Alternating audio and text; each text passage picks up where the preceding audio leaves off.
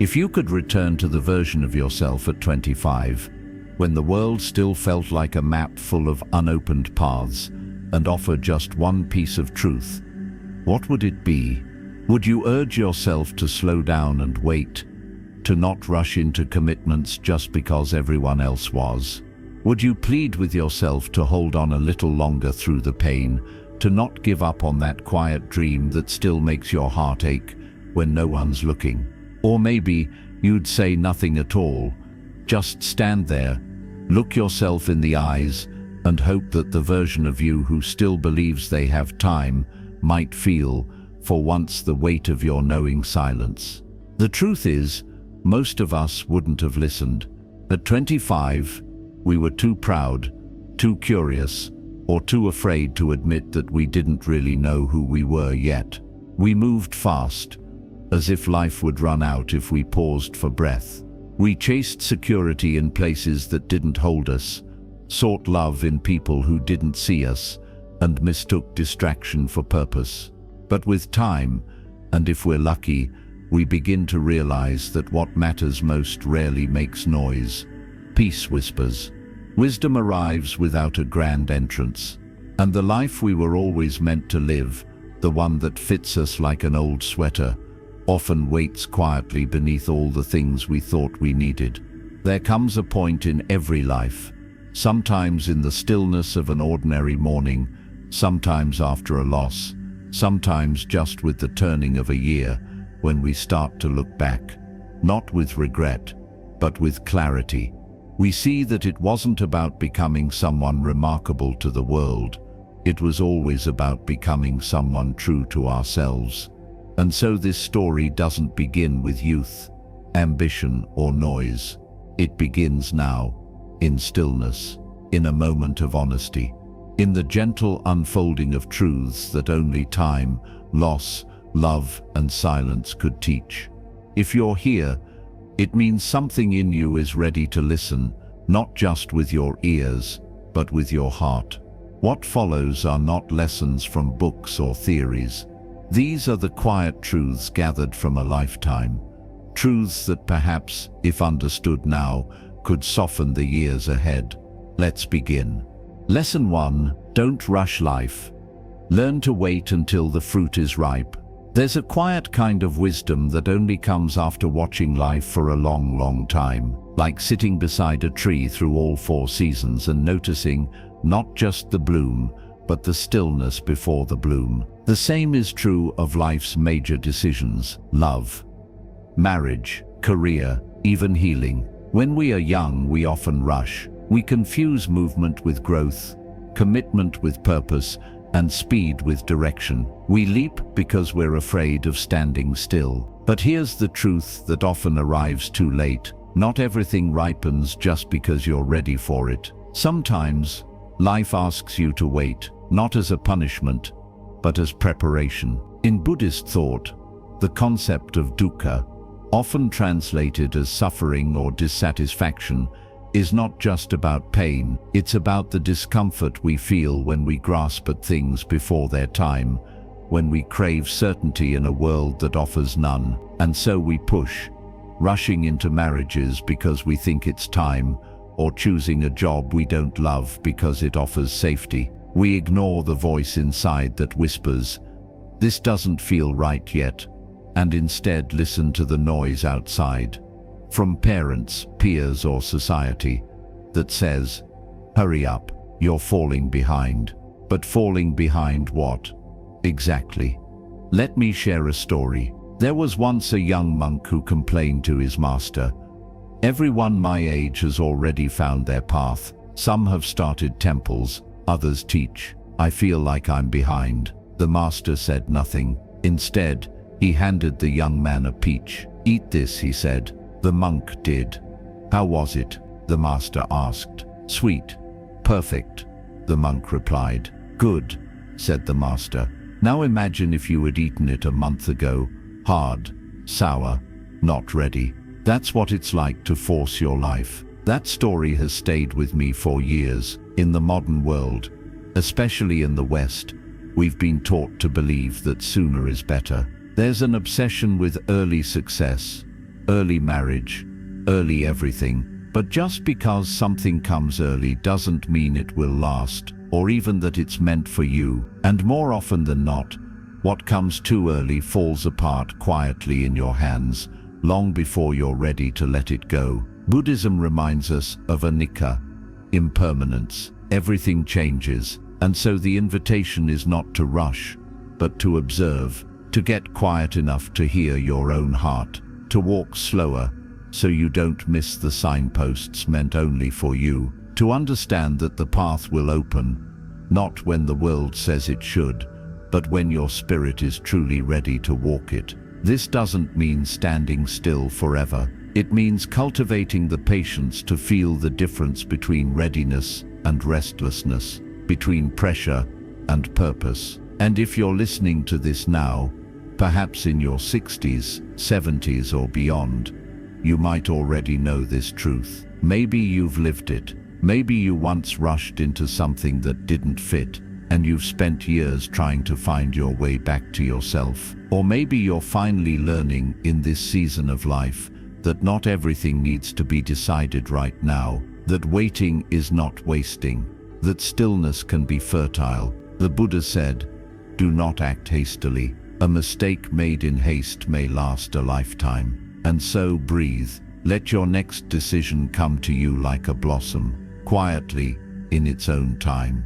You are not behind. You are not late. You are simply unfolding, like everything else in this world, at the exact pace your life needs. Lesson 2. Simplicity is a form of wealth that the young often forget. There was a time when joy came easy, not because life was easier, but because our hearts were lighter. Back then, happiness didn't require travel or money, status or applause. It lived in the simplest of things. A game of jump rope on a cracked sidewalk, snowflakes falling softly on the shoulder of a hand-me-down coat, the warmth of soup on a cold evening. That kind of joy wasn't loud, but it lingered. It settled deep in the bones, like a quiet memory that still makes you smile for no reason at all. But somewhere along the way, we were taught to trade that simplicity for something shinier. We were told that more is better. More work, more things, more noise, and in chasing more, many of us lost sight of what we already had. We filled our calendars and our closets, but not always our hearts. We cluttered our homes, but not our connections. We began to measure our worth by how busy we were, or how much we owned, or how many people liked our pictures. And yet, as the years pass, many of us find ourselves returning, slowly, quietly, to that early wisdom, to the truth we forgot in our rush to grow up. That enough is a sacred word. That peace often lives in places the world overlooks. In Buddhist teaching, the word santuthi means contentment, a spiritual satisfaction that arises not from acquiring, but from letting go. The Buddha once said, "Health is the greatest gift, contentment the greatest wealth, faithfulness the best relationship." Notice what he doesn't mention: money, status, approval, because the truest wealth can't be bought, only recognized. There's a story in the Buddhist tradition about a rich man who went to a monk and asked, "Why am I still unhappy, even though I have everything?" The monk smiled and said nothing. Instead, he poured tea into a cup, and then he kept pouring. The cup overflowed, spilling onto the table. "Stop," the man cried. "It's full." The monk nodded.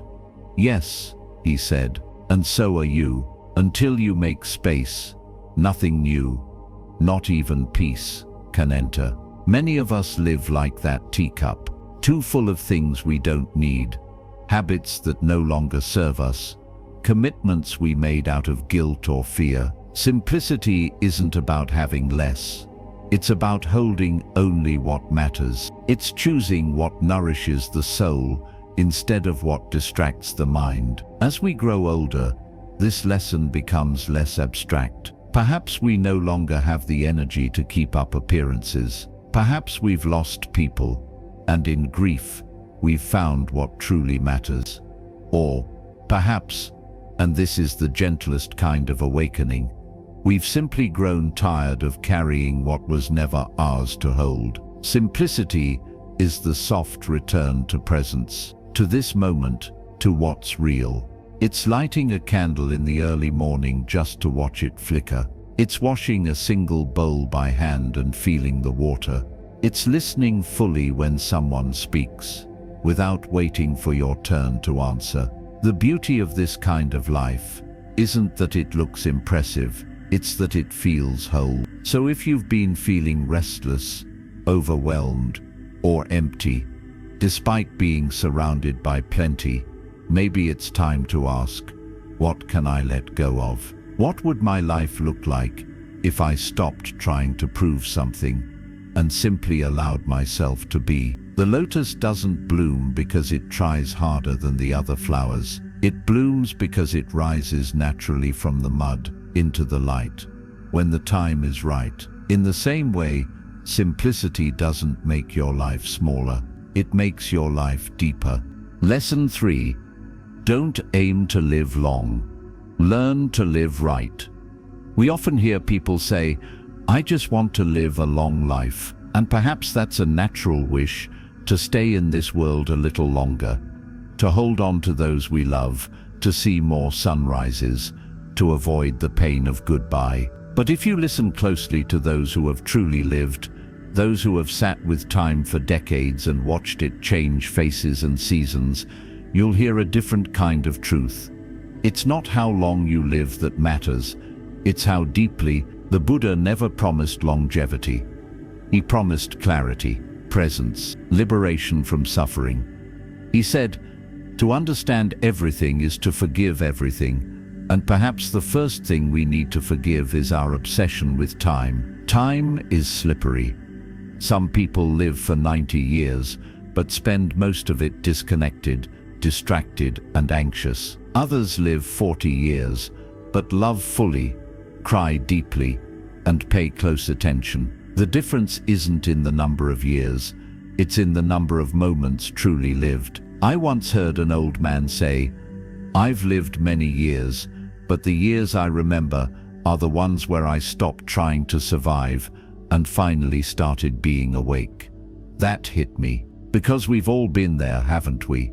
Going through the motions, checking the boxes, filling our days with activity, but feeling hollow inside. We convince ourselves that we'll start living when the kids are older, when we retire, when the debt is paid, when we're healthier. But life doesn't wait. It passes by like breath, unnoticed, until it's gone. Buddhism teaches anicca, impermanence. Everything we touch, everything we love, even the face we see in the mirror, all of it will change. And yet, this isn't meant to scare us. It's meant to awaken us, to remind us that life is not a destination. It's a string of present moments, each one asking, are you here, truly here? There's a story in the Zen tradition about a man who was walking through the forest and encountered a tiger. He ran, but the tiger chased him until he reached the edge of a cliff. Below, a river, he grabbed a vine and began to climb down. Halfway, he looked up, the tiger still there. He looked down, another tiger, waiting by the riverbank. And then, right beside his hand, he saw a wild strawberry. He plucked it, ate it, and whispered, how sweet it tastes. That's what it means to live rightly. Even with the tigers of uncertainty above and below, you still notice the strawberry. So many people, especially as they age, begin to panic about the time left. They wonder if they've done enough. They count regrets. But perhaps it's not about doing more. Perhaps it's about being more. Being more present, more kind, more attentive to the gifts already in their hands. And if you're watching this now, and your body is slower, your hands shake a little more than they used to, your bones ache, know this, you are not behind, you are not late, you are exactly where you are meant to be. The wisdom in your heart is not wasted. The breath in your lungs still holds purpose. The light in your eyes still has stories left to see. The Buddha taught, the trouble is, you think you have time. But once you truly understand that you don't, every moment becomes sacred. Not because you fear losing it, but because you finally see its value. So don't worry so much about how long your life will be. Worry about whether you're present for it, whether you're touching it with gentle hands, whether you're listening when someone speaks, whether you're loving without conditions. Let's stop measuring our lives by the number of candles on a cake and start measuring it by how fully we light up the rooms we enter. Lesson 4. Love isn't a flame. It's a steady ember. There's a romantic image many of us grow up with. Love as fire, wild, consuming, impossible to ignore. It burns bright in the beginning, hot with passion and longing, dramatic in its glow. And perhaps that kind of love has its place in youth, in poetry, in the aching sweetness of first kisses. But over time, we begin to learn that fire, if left untended, consumes, it flickers, it fades, it burns out. What truly endures is not the fire, but the ember, steady, quiet, glowing beneath the surface, even when no one sees it. In the teachings of Buddhism, the idea of metta, loving kindness, isn't about intensity. It's about stability. It is a love that does not demand, a love that does not seek to possess, a love that shows up over and over again through ordinary moments. The tea poured without asking, the silence held during an argument, the gentle hand that still reaches for yours, even when words fall short. Too often, we measure love by its beginning, by how quickly we fall, how deeply we feel, how grand the gestures. But real love isn't just born in falling, it's born in staying, in choosing each other again and again, not because you have to, but because something in you is still soft enough to care. I remember an elderly couple I once met at a train station, holding hands like teenagers. They'd been married 62 years. I asked them, "What's the secret?" The woman smiled and said, "We fought. Oh yes, we fought. But we never stopped talking, and we never slept in separate beds, even when we were angry. We just turned our backs to each other, and in the morning, turned back." It wasn't poetic, it wasn't dramatic, but it was real. The Buddha once said, "Hatred does not cease by hatred, but only by love." This is the eternal rule that applies not just to enemies, but to lovers, to friends, to the person you share your life with. Because love is not about erasing each other's flaws, it's about holding them gently, overlooking without forgetting, forgiving without enabling, seeing the human behind the habit. And yes, love changes. Over decades, the roles shift. One may grow weak, the other stronger. One may forget things, the other becomes the memory keeper. But when the foundation is built on kindness, not expectation, the changes don't break you. They deepen you. For those in long relationships, or those reflecting on ones that ended, there's often a point of pain. Did I stay too long? Did I give up too soon? But the truth is, love has no perfect shape. It ebbs. It grows in silence. Sometimes it ends. But even when it does, the love that was real doesn't vanish. It becomes part of you. It teaches you. It softens you for what comes next. For those watching this who are single later in life, or grieving the loss of a partner, or carrying the scars of love that didn't last, know this: you are still worthy of tenderness, still worthy of companionship, still capable of receiving and giving warmth. And if you never find another partner, let that ember glow within you. Let love become not just something you receive, but something you are. Because at the end of it all, love isn't fireworks. It's the quiet presence that says, I see you. I know you're not perfect. I'm not either. But I'm still here. That kind of love, humble, faithful, imperfect, is the kind that endures. Lesson 5. If you want to change your life, there is only one time now. There's a strange comfort in waiting. It gives us permission to postpone the hard decisions, to delay the leap, to keep the dream tucked away in the drawer, folded neatly between fear and routine.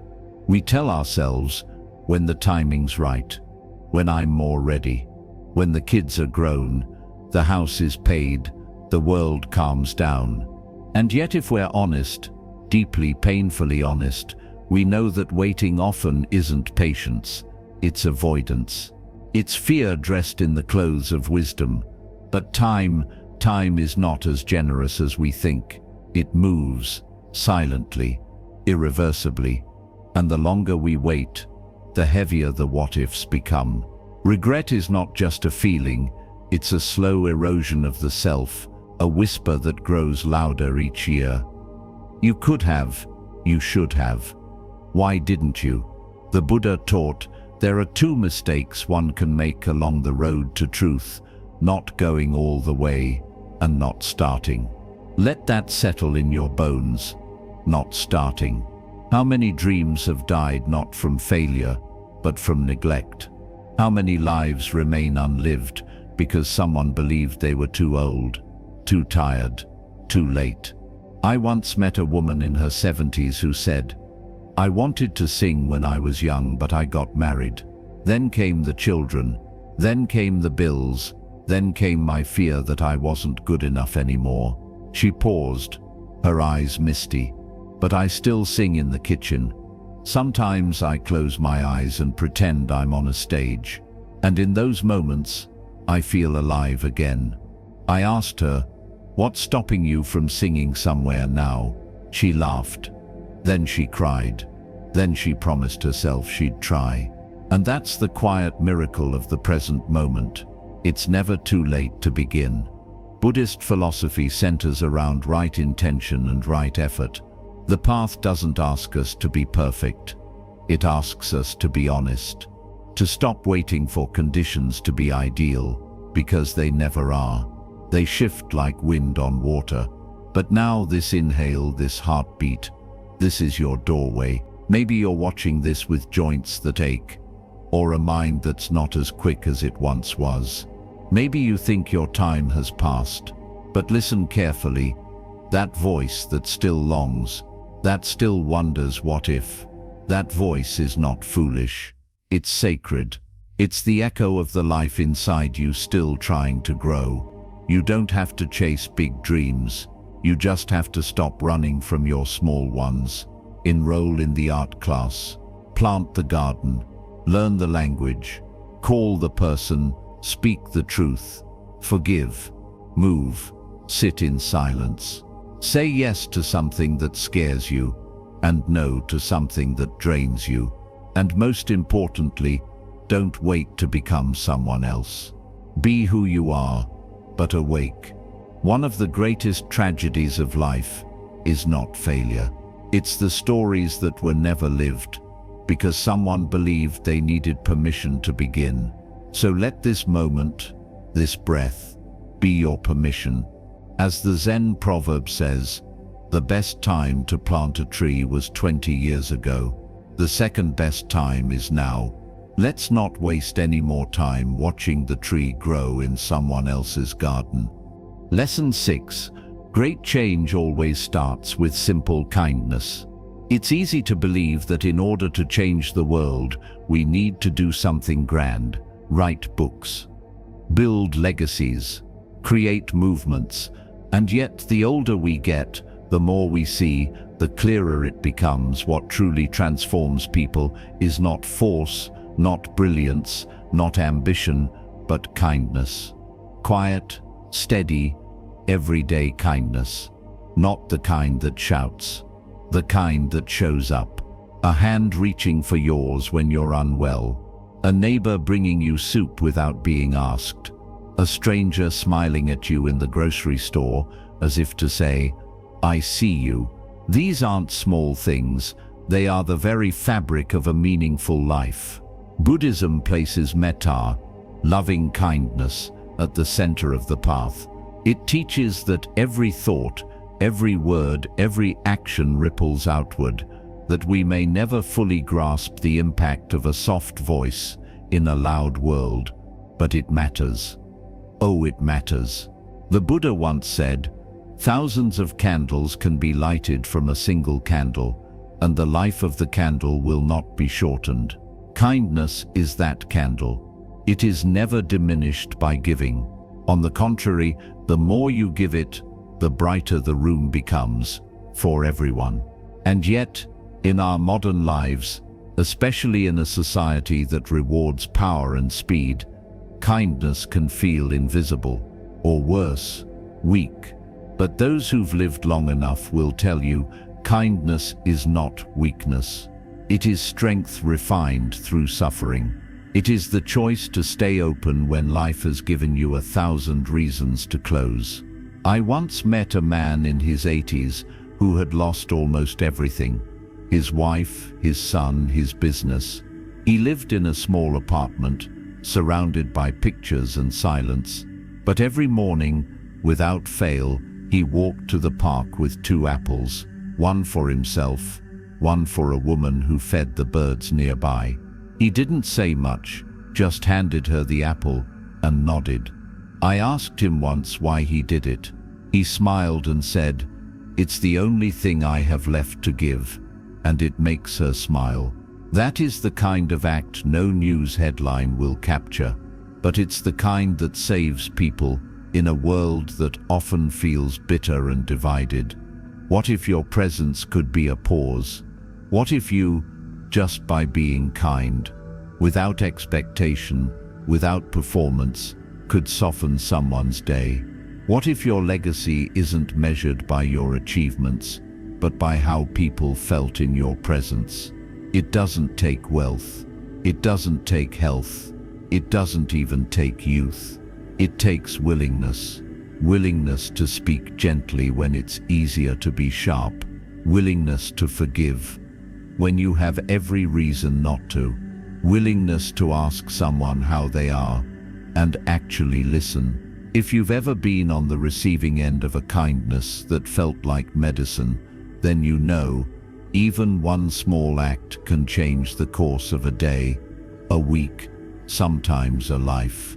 And so, as we close this journey of reflection, let this be your offering. Wherever you go, may your presence be a soft place to land. Not perfect, not always wise, but gentle, a balm to a world aching for tenderness. You don't need to fix everything. You just need to love a little more openly than yesterday. Kindness in words creates confidence. Kindness in thinking creates profoundness. Kindness in giving creates love. Lao Tzu.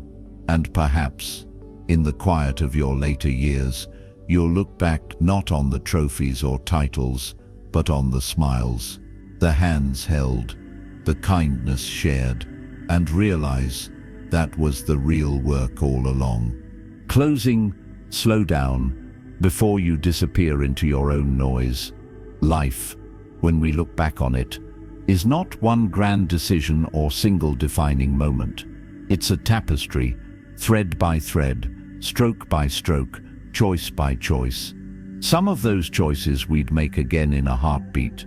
Others we might carry quietly in our chest, like a stone that won't quite leave the pocket.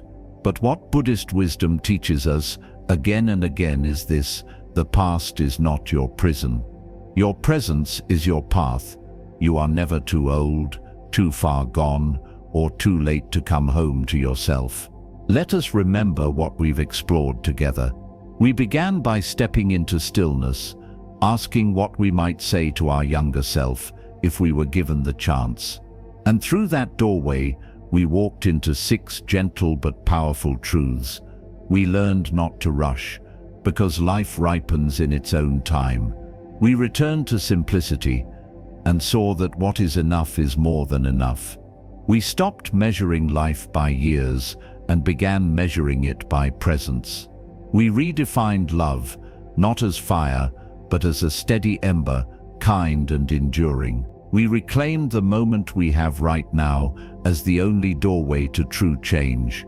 And we discovered that kindness, small, unassuming, persistent, might be the greatest legacy of all. These are not lessons to be admired. They are to be lived. So if something inside you stirred while watching this, a memory, a longing, a quiet ache, don't ignore it. That's your life speaking to you. That's your truth rising to the surface. Listen, not just with your ears, but with your heart. Ask yourself, where have I been rushing?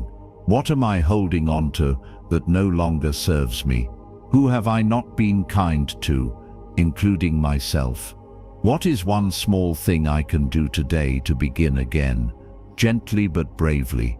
Because yes, the world is loud.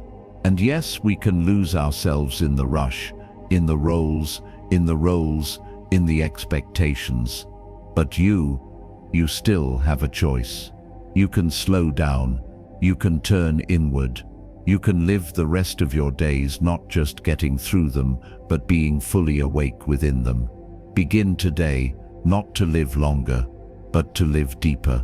And if this message resonated with you, if it brought you even a moment of peace, clarity, or quiet inspiration, we invite you to subscribe to Quiet Wisdom. This space exists for you to return, to reflect, to reconnect. Let us keep walking this path together, gently and mindfully, one breath at a time. Until next time, may you be well, may you be peaceful, may you be free.